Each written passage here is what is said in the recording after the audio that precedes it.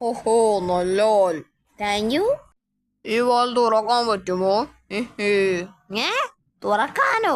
പാലോ? അത് കാണിച്ചു തരട്ടെ. തീയിട്ടാൽ വാൽ തുറക്കാം, കാണണോ? അയ്യോ വേണ്ട. അയ്യോ, ആ കരടി എന്നെ വാലിൽ തീയിടാൻ വരുന്നു. തീയിട്ടാൽ തുറക്കാൻ അത്രേ. ശരിയാ, നടുവിൽ തീയിട്ടാൽ വാൽ തുറക്കാൻ പറ്റും. അത് നിങ്ങൾക്ക് ബുദ്ധിയുണ്ട്. ഓഹോ, എനിക്കൊന്നും മനസ്സിലായില്ല. പറഞ്ഞു തരാം.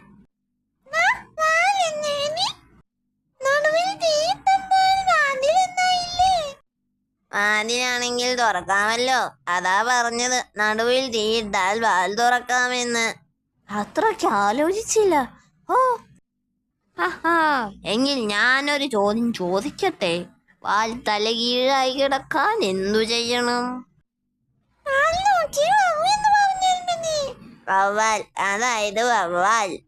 വവ്വാൽ തലകീഴായി കിടക്കുമല്ലോ. കറക്റ്റ്. നല്ല തമാശ. പക്ഷേ പുലി തലകീഴായി കിടക്കാൻ പുലി തലകുത്തി വീണാൽ മതി. അത് സാധാ വവ്വാലല്ല, കരിനാക്കനാ. കുത്തോ, ഈ മുള്ളുകൾ കൊണ്ടൊരു ഐഡിയ. മണ്ണിൽ ചെറിയ കുഴിയുണ്ടാക്കി ഓരോ മുള്ളു അതിലിട്ട് മൂടണം. അക്കും ഇക്കും അതുവഴി നടന്നാൽ അതിൽ ചവിട്ടും, കാലിൽ മുള്ളു കുത്തും, ഓടാനും പറ്റാതാവും. വഴിയിൽ പലയിടത്തായി മുള്ളു കൊഴിച്ചിടണം. അമ്മമാര് കണ്ടു.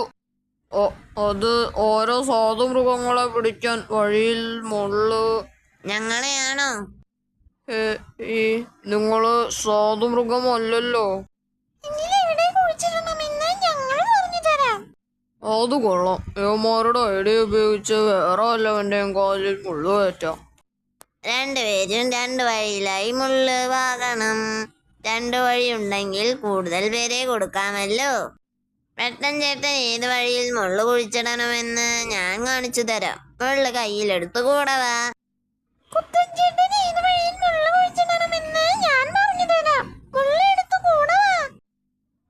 ഈ മലയിടുക്കിൽ മുള്ളു കുഴിച്ചിട്ടോ? പറ്റിയ വഴിയാ. മുള്ളുള്ള സ്ഥലം കുഴിച്ചിട്ട ചേട്ടന്മാർക്ക് പോലും പിടിയിട്ടരുത്. ഇല്ല. സൂപ്പർ. എവിടെ ചവിട്ടിയാലാ മുള്ളു തറയ്ക്കുക എന്ന് പറയാൻ പറ്റില്ല. ഇവിടെ ഒരു മുന്നറിയിപ്പ് എഴുതി വെക്കാം. മുള്ളുള്ള വഴി എവിടെ സൂക്ഷിക്കുക.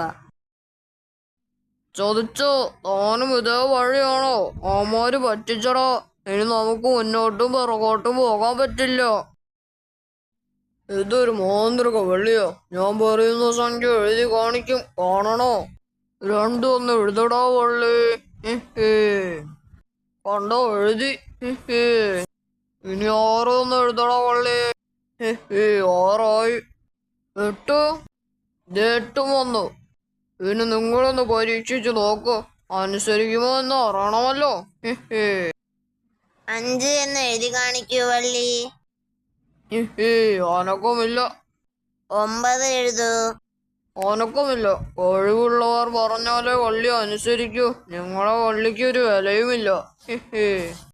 വള്ളി അനുസരിപ്പിക്കാൻ വഴിയുണ്ട്. ഇതാ വരുന്നു.